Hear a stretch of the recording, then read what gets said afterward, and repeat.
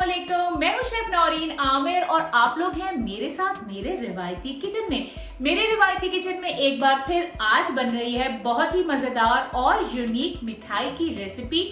ये रेसिपी मैं खास तौर पे अपनी एक बहुत ही प्यारी सी व्यूवर के लिए बना रही हूँ। आज हम लोग बनाने जा रहे हैं चेरी क्रंच बर्फी। यकीन माने इसका फ्लेवर बहुत यूनिक है और आप जब इसे बनाएंगे तो बहुत ही क्विक बन जाएगी और रिजल्ट लाजवाब होगा। तो वक्त जाए किए बगैर चलते हैं रेसिपी की तरफ।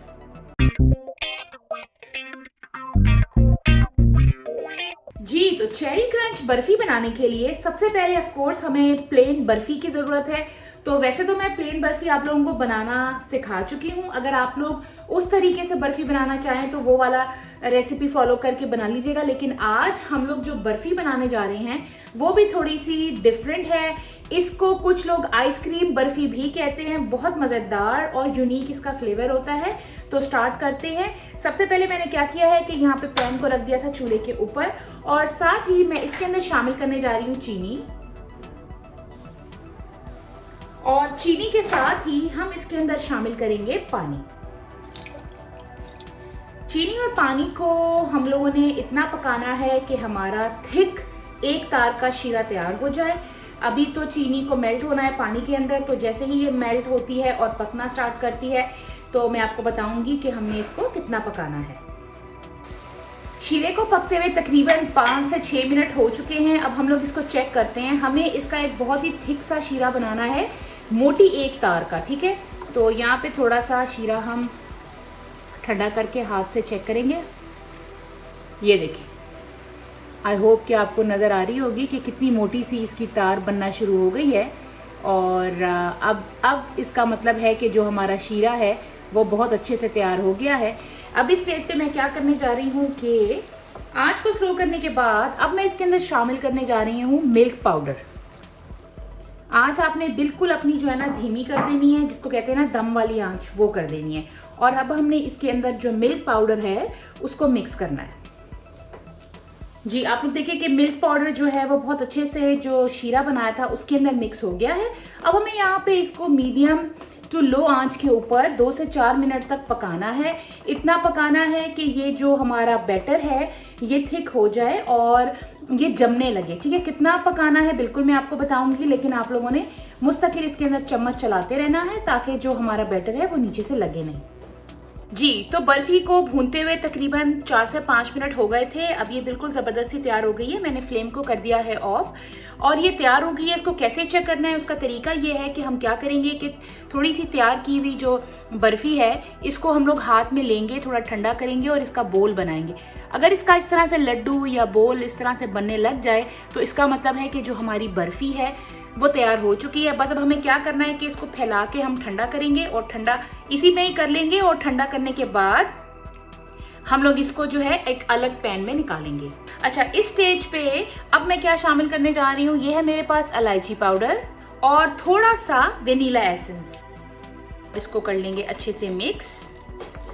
वैसे तो खैर जो हम लोग मिल्क पाउडर से बनाते हैं बर्फ़ी उसके अंदर बहुत ज़्यादा घोटे की ज़रूरत नहीं होती, लेकिन जो बर्फ़ी हम लोग खोए से बनाते हैं तो उसको हमें बहुत अच्छे से घोटना भी पड़ता है, ठीक है। इसको अब अच्छे से मिक्स करके हम फैला देंगे ताकि ये ठंडी हो जाए। ठंडी हो जाएगी तो फिर हम इसे पैन में फैलाएंगे। मैंने क्या किया था कि एक पैन के अंदर हल्का सा घी लगा के और उसके अंदर बटर पेपर बिछा के उसको भी ग्रीस कर लिया था। उससे क्या होता है कि जब हम बर्फ़ी को निकालते हैं तो बड़ी आसानी से जो बर्फ़ी है वो निकल जाती है। वैसे भी ये 3 लेयर बर्फ़ी होगी तो आसानी के लिए इसको हमने लगा दिया है, ठीक है। यहाँ पे जो बर्फ़ी हम लोगों ने तैयार की थी वो अच्छे से ठंडी भी हो गई है और जमने की तरफ भी जा रही है। तो अब this is a right time कि हम इसको निकाल लें अपने पैन के अंदर। अब पैन में निकाल के हम इसको अच्छे से स्क्रैपर की मदद से फैला देंगे अपने पूरे पैन के अंदर। जी आप लोग देखिए कि जो बर्फी प्लेन बर्फी हम लोगों ने बनाई थी वो बहुत अच्छे से मैंने इसमें स्प्रेड करके रख दी है। अब तकरीबन हम इसको 1 से 1.5 घंटा छोड़ देंगे। अभी भी ये स्टिल काफ़ी गर्म है, तो जैसे ही ये ठंडी होगी तो हम इसके ऊपर इसकी सेकंड लेयर लगाएंगे। तो मैं इसको रखती हूँ साइड पे और आज आते हैं हम अपनी सेकंड लेयर बनाने की तरफ। बादाम का क्रंच जो होता है अब हम लोग वो बनाने जा रहे हैं। तो उसके लिए मैं क्या करने जा रही हूँ कि एक पैन को रख देंगे हम चूल्हे के ऊपर। इसमें हम शामिल करेंगे पानी, चीनी, पानी और चीनी को पहले हम लोग मिक्स कर लेंगे ताकि अच्छे से जो चीनी है वो हमारी मेल्ट हो जाए। चीनी जो है वो मेल्ट हो चुकी है। अब इस स्टेज पे मैंने क्या करना है कि इसके अंदर मैं शामिल करूँगी, यहाँ पर मेरे पास है लिक्विड ग्लूकोज, जिसको कॉर्न सिरप भी कहते हैं। तो आप लोग इसके लिए बहुत सवाल आते हैं कि ये कहाँ से मिलेगा। बहुत इजीली अवेलेबल होता है ये, जहाँ पर बेकिंग सेक्शन होता है वहाँ पे इजीली आपको अवेलेबल है ये, ठीक है, हर जगह मौजूद होता है। तो आप लोग इसके लिए परेशान ना हुआ करेंगे कौन सी चीज़ कहाँ से मिलेगी, ठीक है। साथ ही जो है इसके अंदर मैं शामिल करने जा रही हूँ बादाम। अच्छा, जो बादाम हैं वो इस तरह से ब्रोकन पीसेज में हो तो ठीक है, बहुत ज़्यादा पाउडर इसको नहीं बनाइएगा। और उसी के साथ जो है यहाँ पर मेरे पास है मिल्क पाउडर, ये हम इसके अंदर शामिल करेंगे, ठीक है। इन तीनों चीज़ों को डाल के हम लोग करेंगे अच्छे से मिक्स। और जो आपकी आंच है वो मीडियम टू स्लो होनी चाहिए, हाई फ्लेम के ऊपर ये वाला काम आप लोगों ने बिल्कुल नहीं करना, ठीक है। यहीं पर हम क्या करेंगे कि इसके अंदर डालेंगे few drops of green colour. मुस्तकिल आप लोगों ने इसके अंदर चम्मच चलाते रहना है और जब ये तैयार होगा बिल्कुल मैं आपको दिखाऊंगी कि इसकी क्या निशानी होती है। आप लोग देखें कि इस मिक्सचर को पकाते हुए तकरीबन मुझे 2 से 3 मिनट हो चुके हैं और ये कितना अच्छा सा थिक हो गया है। अब मैं क्या करने जा रही हूँ कि मैं फ्लेम को करने जा रही हूँ ऑफ। इसका रीज़न क्या है कि मैंने थोड़ा सा अपने हाथ में ये लिया था और जब ये ठंडा हो गया तो आप देखिए कि ये इस तरह से बोल की शक्ल में आ चुका है, रनी नहीं है। इसका मतलब है कि ये तैयार हो गया है। थोड़ा सा अब हम इसको इसी के अंदर हल्का सा ठंडा करेंगे और ठंडा करके हम अपनी जो बर्फ़ी की लेयर है इसको हम बर्फ़ी की लेयर के ऊपर सेकंड लेयर बादाम क्रंच की लगाएंगे। जी, तो ये जो बादाम का क्रंच हमने तैयार किया था ये थोड़ा थोड़ा सा ठंडा होना शुरू हो गया है। अब मैं इसको क्या करने जा रही हूँ कि जो हमारी बर्फ़ी की लेयर थी इसके ऊपर मैं फैलाऊंगी और फैला के इसको अच्छे से कवर कर देंगे। जी, आप लोग देखें कि जो बादाम का क्रंच मैंने तैयार किया था वो मैंने बर्फ़ी के ऊपर लगा दिया है। अब इस क्रंच को भी आप लोगों ने तकरीबन 1 से 1.5 घंटा देना है ताकि ये अच्छे से सेट हो जाए। और जब ये सेट हो जाएगा 1 से 1.5 घंटे के बाद तो फिर हम लोग इसकी बनाएंगे लास्ट लेयर, जो कि है चेरी क्रंच की लेयर। चेरी क्रंच बनाने के लिए पैन को रख दिया है चूल्हे के ऊपर और इसके अंदर अब मैं शामिल करने जा रही हूँ चीनी और पानी। चीनी और पानी डाल के हम इतना पकाएंगे कि जो हमारी चीनी है वो अच्छे से पानी में डिज़ोल्व हो जाए। चीनी जो है वो पानी के अंदर बहुत ही अच्छे से डिज़ोल्व हो चुकी है। अब हमें क्या करना है कि हम इसके अंदर शामिल करेंगे चेरीज़, ठीक है। ये मैंने टिन वाली चेरीज़ ली हैं और बहुत ही सॉफ्ट होती हैं तो इसलिए मैंने इनको क्रश नहीं किया, तो ये हम इसके अंदर शामिल करेंगे। साथ ही इसके अंदर हम लोग शामिल करेंगे लिक्विड ग्लूकोज। लिक्विड ग्लूकोज जो है वो काफ़ी स्टिकी होता है, लेकिन जैसे ही इसको हम गर्म करते हैं तो ये उतरने लग जाता है बड़े आराम से आपके स्पून के साथ। लिक्विड ग्लूकोज जो है वो पानी और चेरी के साथ पक रहा है बहुत अच्छे से। अब यहाँ पर हम मीडियम टू लो फ्लेम कर देंगे अपने स्टोव की और यहाँ पर अब मैं इसके अंदर शामिल करने जा रही हूँ डेसिकेटेड कोकोनट, जो क्रश्ड कोकोनट होता है वो डाल के हम इसको करेंगे अच्छे से मिक्स।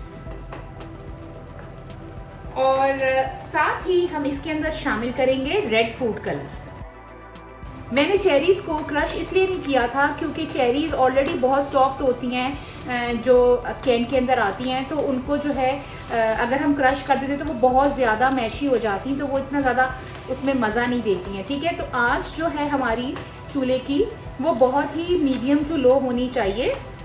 और उसके साथ जो है अब हम इसको ड्राई भी कर रहे हैं और उसके साथ साथ जो है जो हमारी चेरीज़ हैं उनको भी क्रश कर रहे हैं, तो अच्छे से जो ये हमारा मिक्सचर है वो रेडी हो रहा है।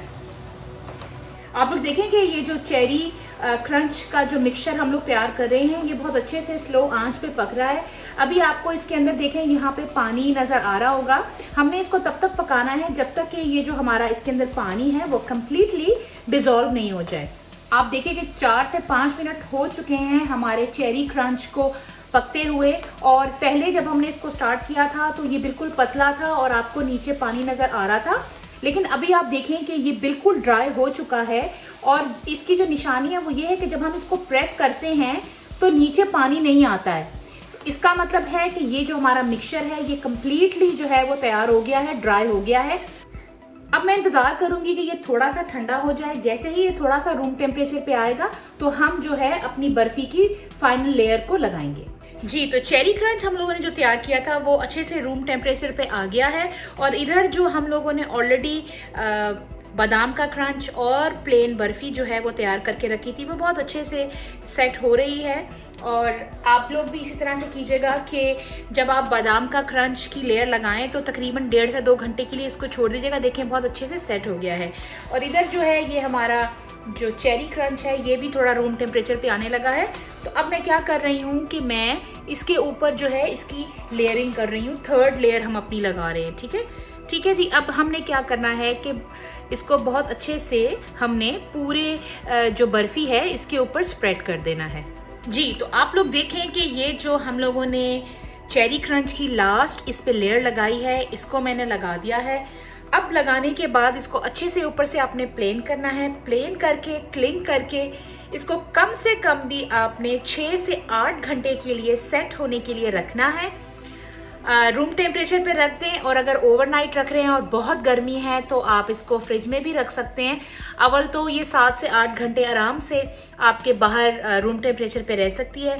तो इसको रखेंगे हम 7 से 8 घंटे के लिए सेट होने के लिए, और फिर हम लोग मिलते हैं इसकी फाइनल लुक के साथ।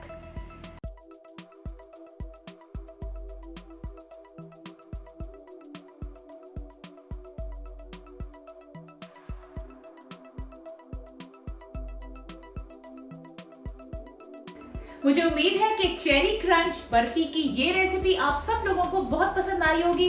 बहुत क्विक है, आसान है, इसे जरूर ट्राई कीजिएगा। यहाँ पे टाइम हो चुका है मेरे जाने का, लेकिन मेरे चैनल को लाइक, सब्सक्राइब और शेयर करते रहिएगा। इंशाल्लाह ताला इसी तरह की बहुत सारी यूनिक और मजे की रेसिपीज आप सब लोगों के लिए लेकर आ रही हूँ। तब तक के लिए मुझे दीजिए इजाजत। अल्लाह हाफिज।